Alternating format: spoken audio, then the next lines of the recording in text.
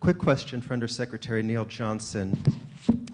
Due to a convergence of technological and social issues around the world, we are really seeing the formation of a tidal wave of automation and robotics that is drastically going to change the way we work in the world. And a couple of years ago, I had a conversation with somebody in state government that surprised me a little bit, but I appreciated the frankness. And when I suggested that we needed to start having this conversation, the response I got was that we do need to have this conversation, but state government has a hard time looking beyond the next election. Now, my belief is that this can either be a very good thing for the Commonwealth or it can be a very bad thing for the Commonwealth.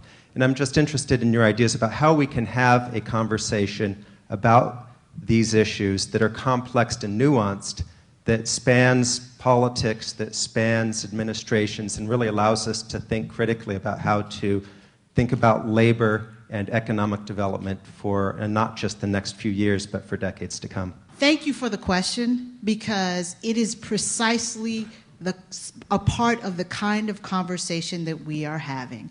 This is part of the reason why I think, in Secretary Walker's view, it is so incredibly important that the conversations be continued with CEOs. You've heard Secretary Ash say it, you've heard me say it. We're talking about a demand-driven model. We're talking about meeting the actual needs of the employers, not meeting needs that we've prayed over, to continue the analogy, but to meet exact needs that are out there. And so one of the pieces of the conversation that we're having is that it does not necessarily take a PhD to be in some of our more complex industries like biotech, et cetera. There are a series of training programs, there are a series of certificate programs, there are all kinds of programs across the Commonwealth in Voc Tech schools, community colleges, none of which seem to be doing the same exact thing.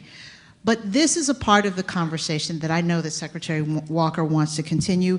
I know that no one up here sees politics as a limitation on a real discussion about where we in the economy of the Commonwealth of Massachusetts are going. So I would say to you that the government is open, EOLWD in particular is open for that conversation. Bring it on, we're ready. Secretary Beaton. Just one quick thing to add on that comment. Oftentimes, decision-making in government is difficult because many decisions are political by nature. But I've seen how this governor works, especially in the energy sector. We are making a lot of very serious, very significant decisions right now that are going to shape the future of energy production and energy generation in Massachusetts for decades to come. And in discussions with the governor, he is so singularly focused on doing what is best for the Commonwealth. Anytime, any conversation that I have had, and you frame an opportunity or a suggestion in a short-term political conversation, he tenses up and gets angry. He doesn't want to have those conversations. Because his viewpoint, and I think all of ours viewpoint, is by making the right decisions that have the greatest long-term benefit for everyone in the Commonwealth will ultimately be the right political decision.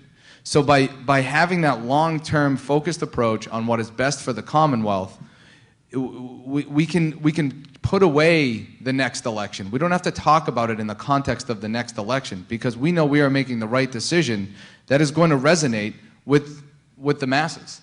So, just more specifically to your point, I think this governor, and it has permeated across his entire cabinet and throughout his entire administration, will not be making decisions through the prism of a 4-year election cycle. It is through the long-term right decision, what is best for the Commonwealth.